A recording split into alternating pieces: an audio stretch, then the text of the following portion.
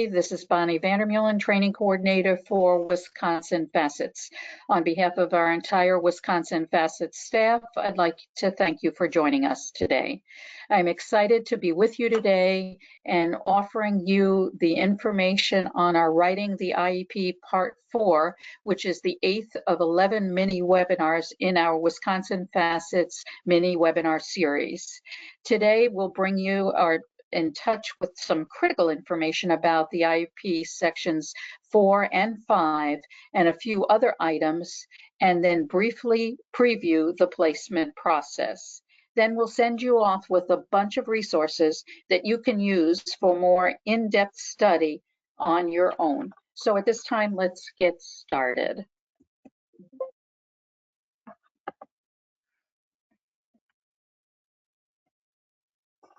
Today, we will continue from where we left off in Writing the IEP Part 3 webinar.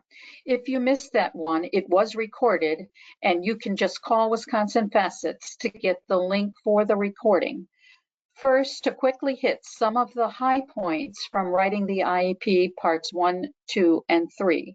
The cornerstone of the Federal Individuals with Disabilities Education Act, or IDEA for short, is the entitlement of each eligible child with a disability to a free, appropriate public education, or as we refer to it in short, FAPE.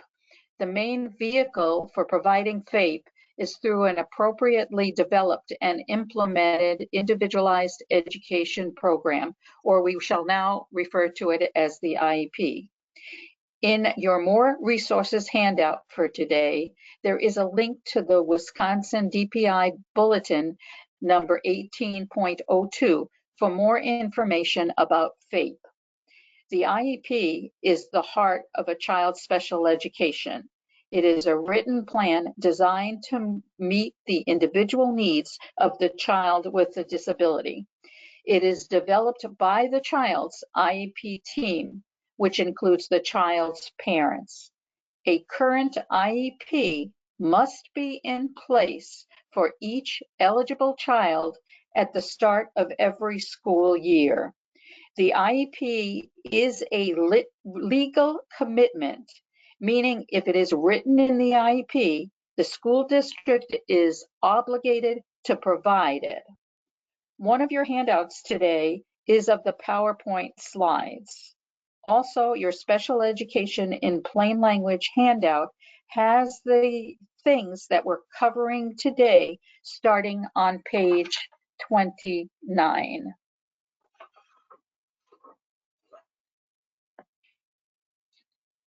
And let's move on here.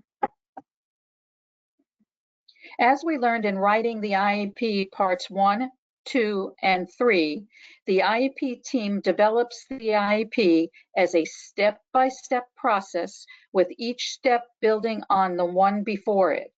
On your screen are all the steps or sections of the IEP.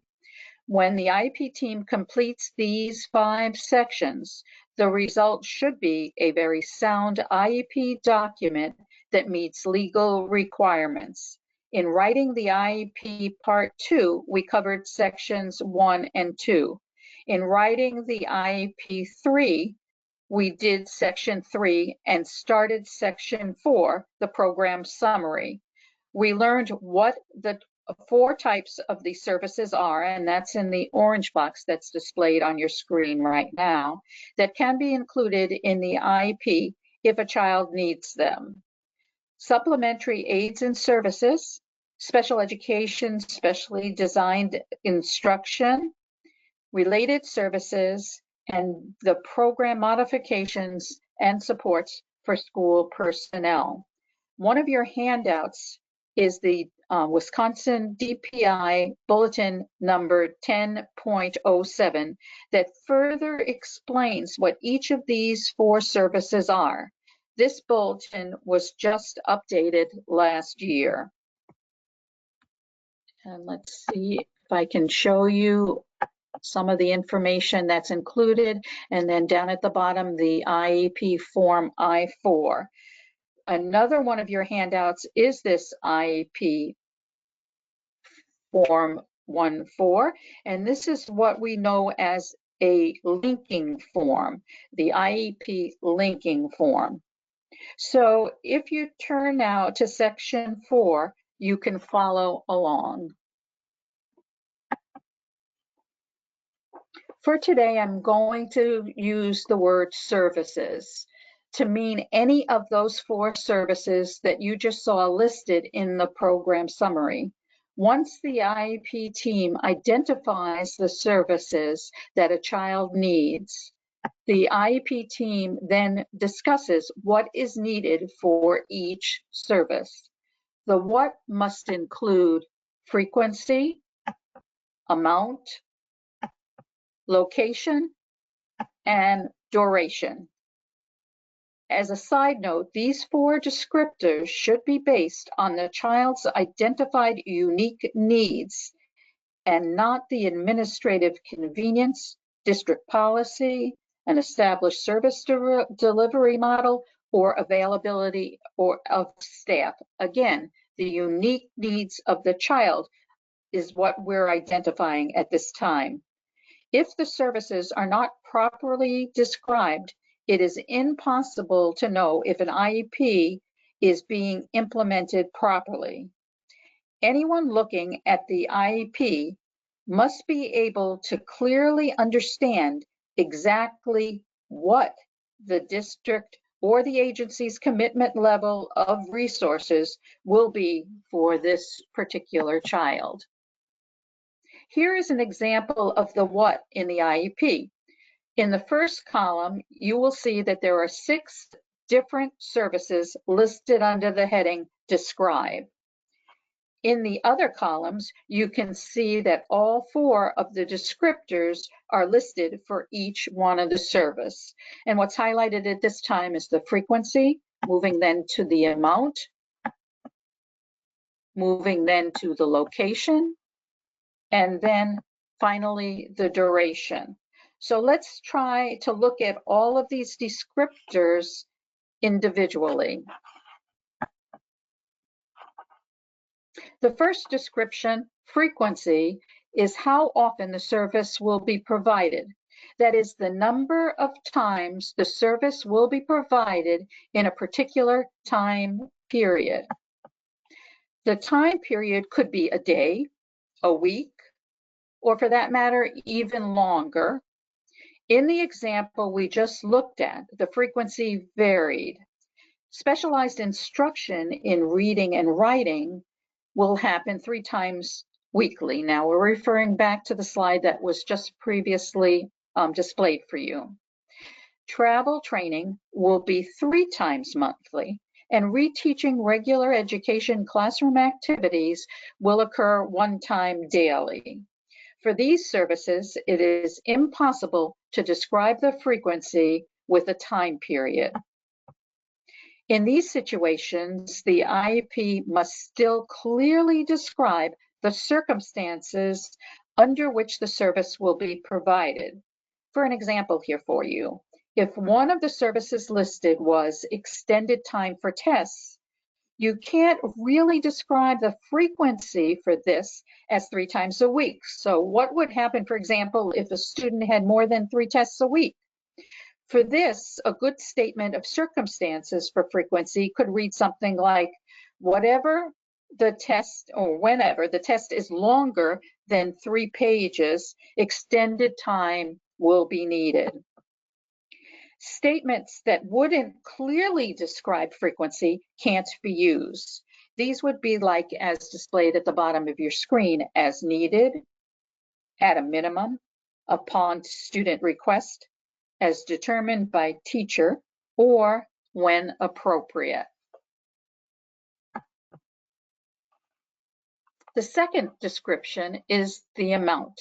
The amount is the how much of the service will be provided. The how much is described in time, in minutes, in hours. In the example we looked at, the amounts varied. For example, the specialized instruction in reading would occur for 30 minutes. That's the frequency 3 times a week. The travel training will be for 50 minutes.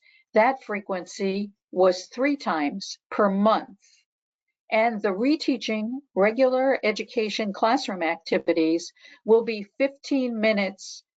Frequency was 1 time daily. The amount of the time can be stated as a range of time.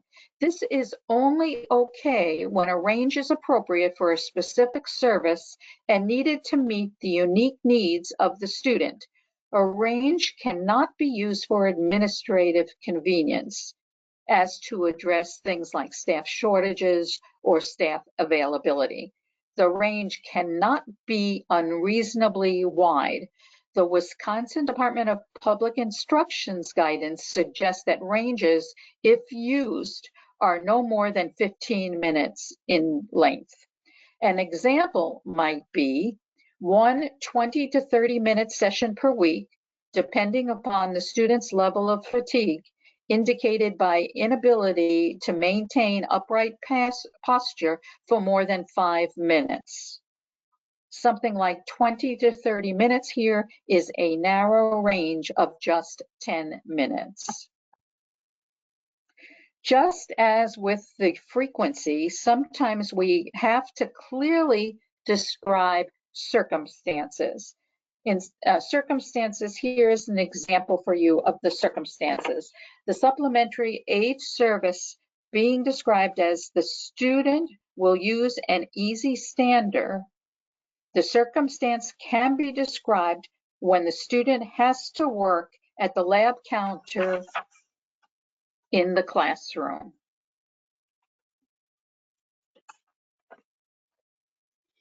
On our next slide, we're going to discuss location. Location is where the service will be provided. Mostly the IEP will list regular education if the service will be provided in the regular education setting. In the example we looked at earlier, the locations varied. The specialized instruction in reading and written language occurred and was supposed to take place in special education. The travel training will happen in the community, while the specialized designed or specifically designed physical education will happen in the regular education classroom. Some other locations you might see could be things like a job site, the playground, the school hallway, the bus, the speech room, or an extracurricular location as the cross-country track. Location could also say all school environments. The location could be at the school that the student attends. It could be at a clinic setting. It could also be at a private speech pathologist's office or the OT's office. Multiple locations should not be listed for a service. Listing regular ed or special ed wouldn't be specific enough. It would not be clear how much or how often the student should be supported in each location. In the example that we looked at earlier, the service of specialized instruction in oral communication and language was listed twice as 2 separate services. One for when that service location is in regular education, 3 times monthly for 10 minutes, and one for when the service location is special education, which was 1 time a week for 40 minutes. The fourth descriptor of a service is duration. Duration is for how long the service will be provided. On your IEP Form I-4 handout, you can see on the first page of Section 4, there is a line that says projected beginning and ending dates of the IEP services and modifications. The IEP team has to fill in the blanks with the start and the end dates of the IEP. In the duration of a service, that is exactly the same time frame as the start and the end dates of the IEP. when the IEP doesn't have to have specific or to specify any of these dates in the duration column. It is just assumed that the services will be for the full IEP period. If the duration of the service will be for a different time period, then the start and the end date must be listed in the box under duration. In the example we saw earlier, all the durations were the same meaning, so that they had the same time frame as the IEP. But for the service of travel training, the duration was listed from 1/5 to 6/10. So it looks like the travel training for that particular student would start in January and go to the end of the school year in June. Just remember, as you leave the program summary section for each service, the frequency, amount, location, and duration must be described very clearly so that everyone knows what the school district's commitment is for providing services to that child. So now let's take a look at the next piece of the required information in the IEP, and that's the student participation. You can find this part, which is section 5AB, on the last page of your linking form, the IEP I-4 handout that you have. Part A is participation in regular education environment. This is the IEP because, as we learned from Special Ed Basics, which was a first in our webinar series, the law requires that each child receiving special education should learn in the least restrictive environment. And we referred to that before and will continue to do so as the LRE for short. They must participate with non-disabled peers in regular education environments to the maximum extent appropriate. Please note also that for preschoolers in age-appropriate settings, this may differ somewhat. The Wisconsin Department of Public Instruction Bulletin number 00-04 has important guidance about the least restrictive environment. The link is in your More Resources handout. This requirement in the law addresses where. Again, it addresses where the student will be educated, but not what they will be taught. As a reminder, the regular education environment includes the age-appropriate general education classroom, extracurriculars, and non-academic activities available to all students. The other non-academic activities can include such things as athletics, transportation, lunch, recess, field trips, health services, recreational activities, general counseling services, special interest groups, or clubs. Removal from the regular education environment must only happen when the student cannot be satisfactorily educated or participate in the environment with the use of supplementary aids or services.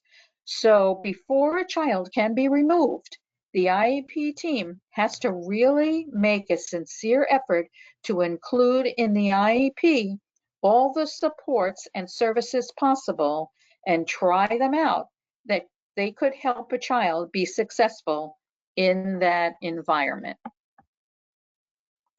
If you look at your I-4 linking form in your handout, you will see two boxes.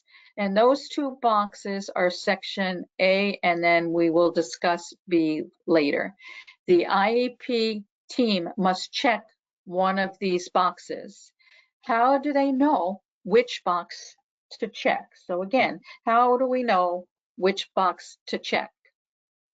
Remember, in section 4, program summary, for each service the child needs, the IEP has to describe the location. So if all services, the location listed is regular education, then the student would be considered full-time in the regular education environment.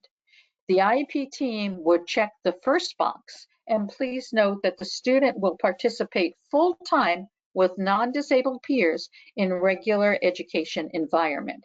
If this box is checked, no other explanation is needed. But if the program summary lists some locations as regular ed, but other locations as well, the IEP team must also check then the box 2 and not box 1, because the student will not participate full-time in regular education. Question 1 will describe the extent to which the child will not participate. So exactly when and how much of the child's school day will be educated separately has to be described. It could be by percentage of the day, or it could be identifying specific activities that the student will not participate in with their non-disabled peers.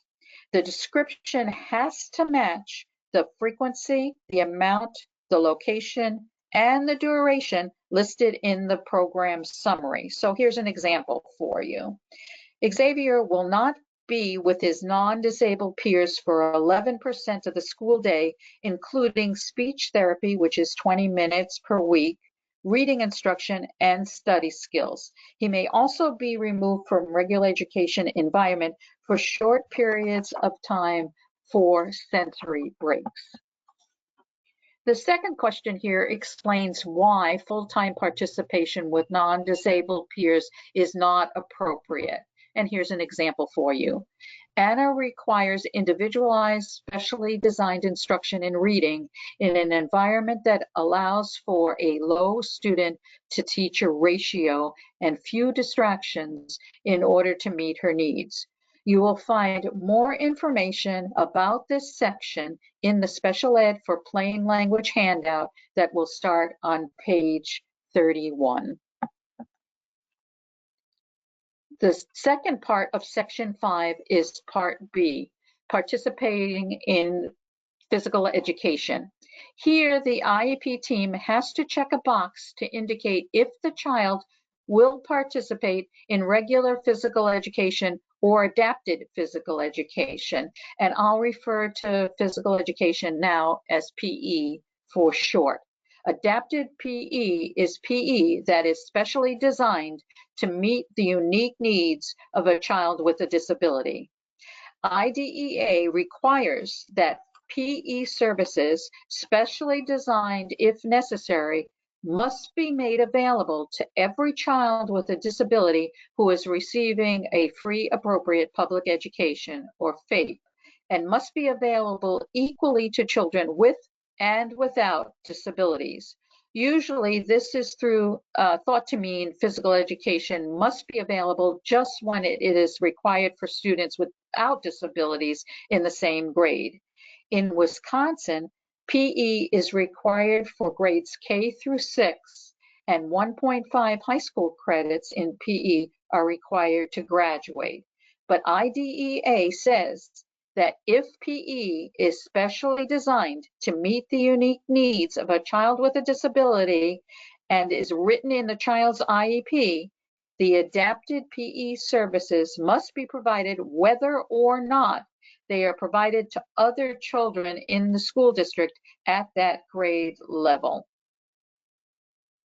If the IEP team describes a student has a disability-related need for adapted PE, they have to list the need in the IEP and write an annual goal for this PE. Then in the program summary, they must write the frequency, the amount, the duration, and the location for this adapted PE. Your More Resources handout has more information about adaptive PE, including Wisconsin Bulletin 10.04, that goes in more in-depth discussion about adapted PE. So now look at some extra stuff that we've included for you to take a look at. Before we leave talking about writing the IEP document itself, there are two more things to cover, and that's transition and parent requests. So first, let's take a look at transition. Transition is about helping students with disabilities move from the world of school to the world of adulthood. Planning for transition includes identifying long-term future goals and making sure a student gains the skills during high school that will be needed to achieve those goals. IDEA requires a transition plan to be included in the IEP starting at age 16. In Wisconsin, our state law requires transition planning to start no later than the first IEP that will be in effect when a child turns 14 and then every year thereafter. So this is a really important distinction here that you should keep in mind, that in our state, transition starts at 14, although the federal law does require it at age 16. The law requires the school to invite a student to attend the IEP meeting if the purpose of the meeting will be to talk about transition. So in Wisconsin, the student must be invited to the meeting to develop the IEP that will be in effect when he or she turns 14. Having the student participate is important for their self-determination, which means making their own choices in life.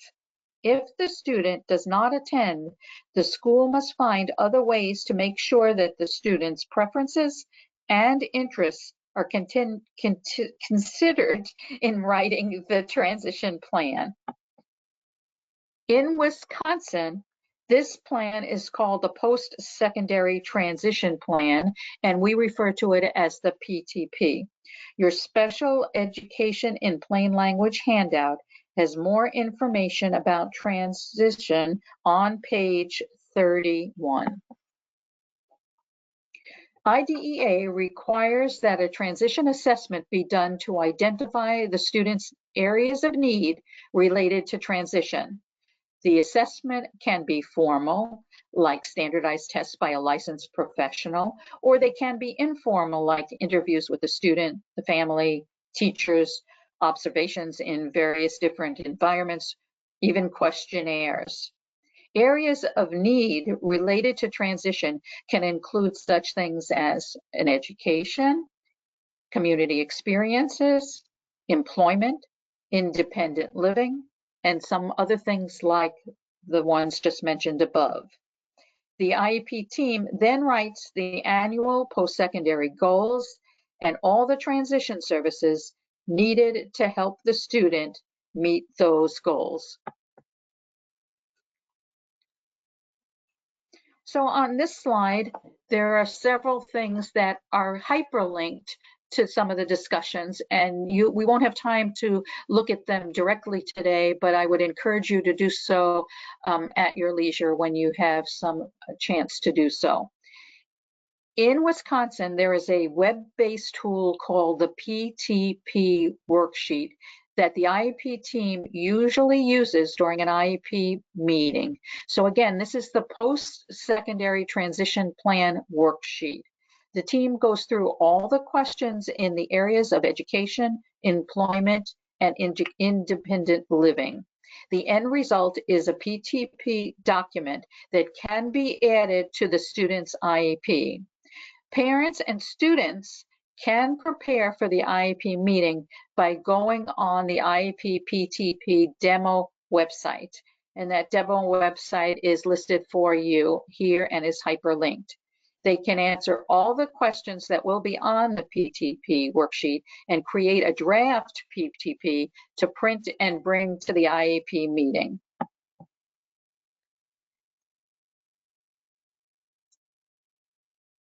There is also a special application for students called the Wisconsin Transition Plan, or the WI Transition. Students can download it from the App Store, and there's a little icon there for you to see, or it could also be in the Google Play Store just by going to WI Transition in the search box. They can answer questions on the app, email themselves and others a copy, and bring it to their IEP meeting so they can discuss the PTP plan with those on their IEP team. On your More Resources handout, there are links for the PTP demo site and other transition resources. Wisconsin Facets also has many webinars about transition, and if you're interested, please feel free to take a look at some of those as well.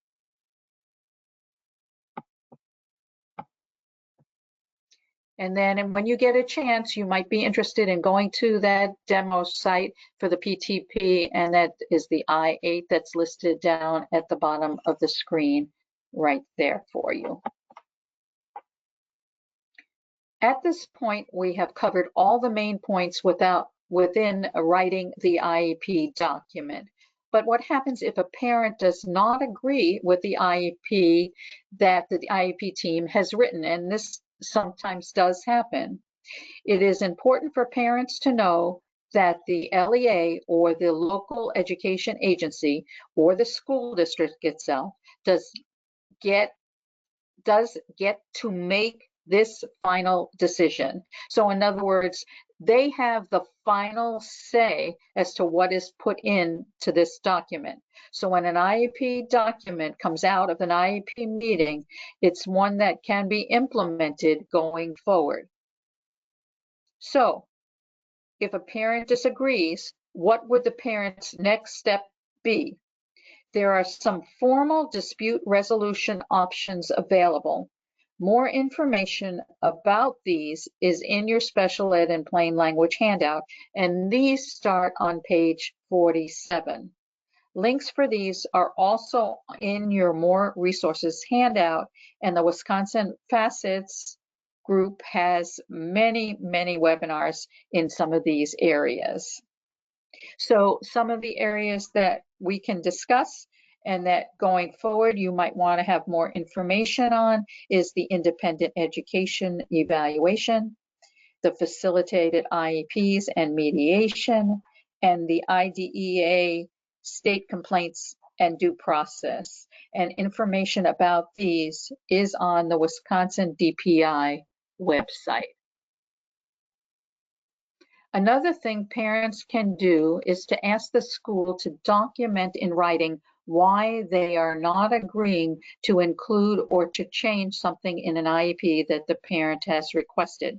For example, maybe the parent requests that the IEP include a one-to-one adult support for reading for a child, or a parent wants more speech and language services than what the team has decided. Or parents ask that the IEP not include for vocational experience that the child empty school garbage cans, for example, like if they're trying to find a quote, sometimes job for a child to participate in, or the parent requests a different amount, frequency, duration, or location of certain services.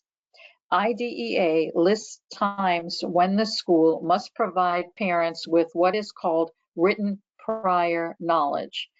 Two of these times are when the school wants to change something of the services that a child has been receiving, and the second is when the parent refuses to act on a request from the, or excuse me, that the school refuses to act on a request from the parent about those written services that they are receiving. In Wisconsin, the M1 form serves as the required written notice. There is a link to that M1 form in your More Resources handout.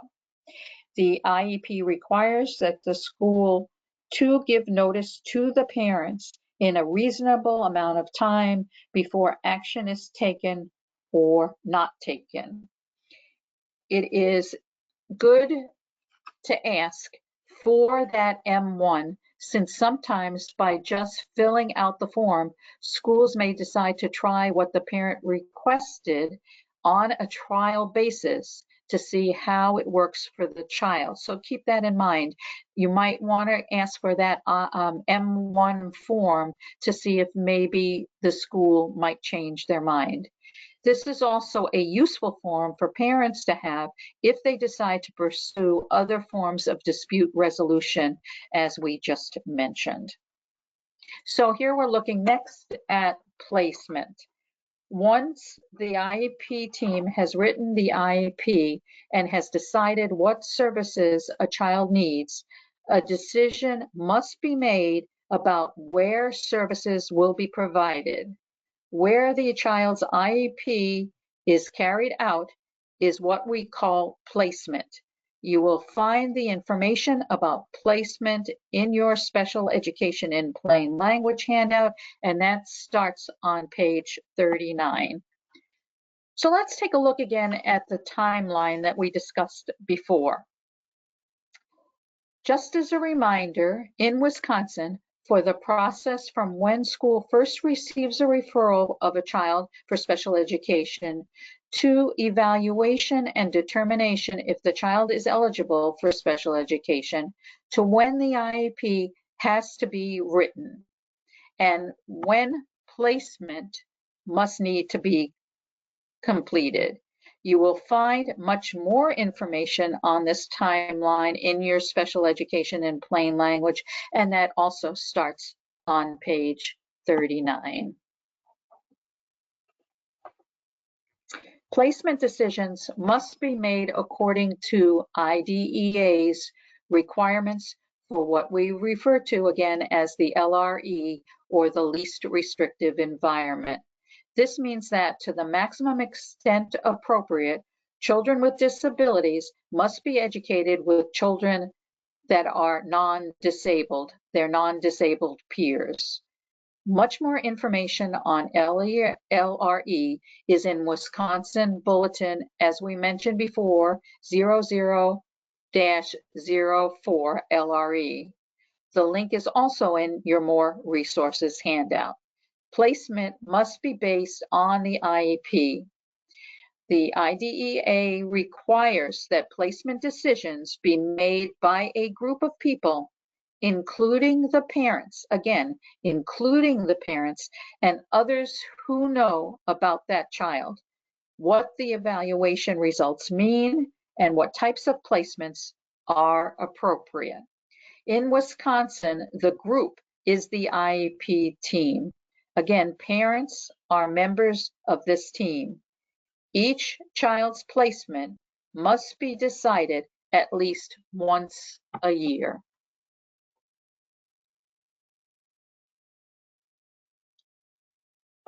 And now we're going to continue discussing placement. Placement must be as close to home, to the child's home, as possible. Unless the child's IEP requires something else, placement is also in the school the child would attend if not disabled.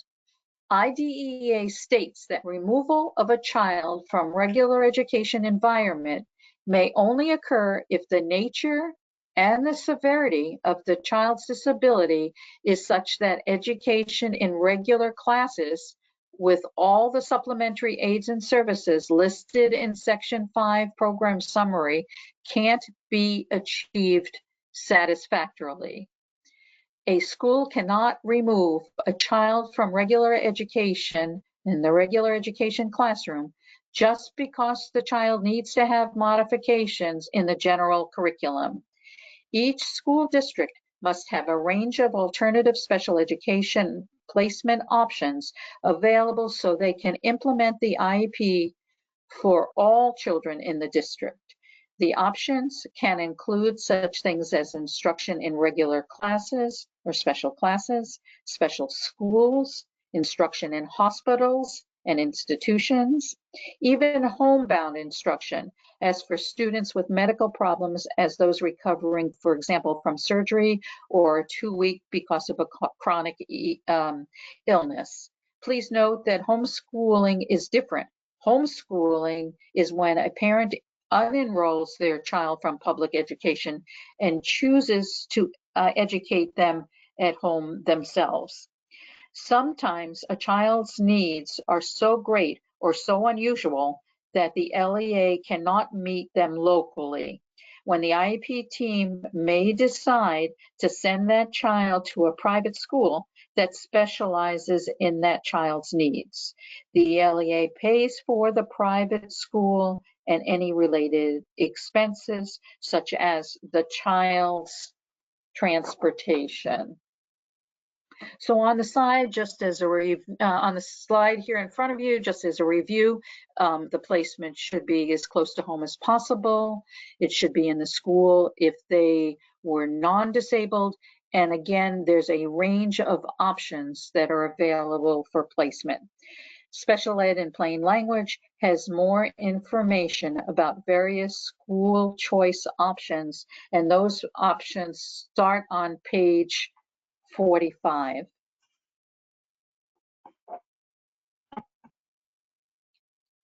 By law, before the LEA can start special education for the first time, there must be written consent from the child's parents. The school doesn't have to get consent for placement again. The school must send the parent prior written notice about placement. In Wisconsin, Form P1, Determination and Notice of Placement Consent for Initial Placement, is this notice. The link to P1 is on your More Resources handout. On page 1 of the form, it says where and when the student's initial IEP will be implemented, what school or what facility. Consent is voluntary. On page 2, it is where parents sign that particular form so that they give consent. They can check the box that says, I understand the action proposed above and I give my consent. If parents do not want their child to have special education in this first time initial placement, they can refuse to give their consent, and they can check the box that says, I do not give my consent. Special education services can start after the school has the signed consent form. So now let's take a look at what we consider to be placement, the how and where children with disabilities will participate in non-academic and also extracurricular activities with children who are non-disabled. These activities would include such things as lunch, recess, athletics, transportation, counseling, after-school activities, recreational activities, health services, and the like. Parents especially should think about these kinds of activities and how important and appropriate they are for their child, and what kinds of supplementary aids and services are needed so that the child can fully participate. There are more in your More Resources handout, there are more resources related to student participation in extracurriculars. Placement has to be looked at annually, but parents can give consent that their consent starts at the particular first time. If parents disagree with the placement decision, they can use the dispute resolution procedures that we mentioned earlier. Parents need to know that the law says that they have unilateral authority to revoke their initial consent anytime if they want to stop special education and related services for their child. And let's take a look at that next one there. We were a little bit behind. Unilateral means that just the parent can decide, and they can revoke, and revoke means take back that consent at any time. But parents need to know that revocation is for all services. A parent can't decide to revoke just one service or another. It has to be for all services.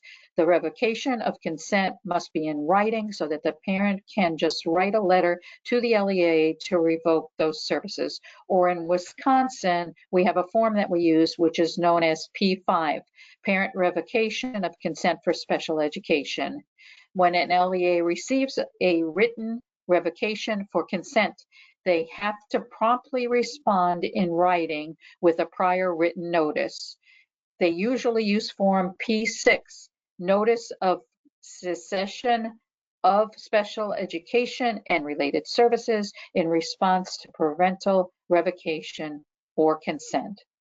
This form has to be sent a reasonable amount of time before stopping services, and this gives the parent time to fully consider the change. The LEA cannot refuse a parent's request to stop services. The LEA may not use mediation or due process procedures to challenge the revocation. Again, both revocation forms P5 and P6 are in your More Resources handout. So finally, on the screen at this time, you will note that there is our Wisconsin Facets telephone number. If you've had some questions that you need to have answered, please feel free to call our telephone number that's listed on the screen there. The next in our series will be the IEP revisions and extended school year. This will take place on Tuesday, December 6th. So if you're following along with our mini series, that's the next one in our series. If you miss any of our webinars in the series, please call Wisconsin Facets and we will be glad to send you the link for those recordings. Again, if you have any questions, please feel free to call our help desk for those questions to be answered. We would love you to complete the evaluation that will be sent to you shortly after our live webinar today. This will conclude your webinar. We'd like to thank you all for joining us today. Have a good day, everybody. Have a happy Thanksgiving. Bye-bye for now.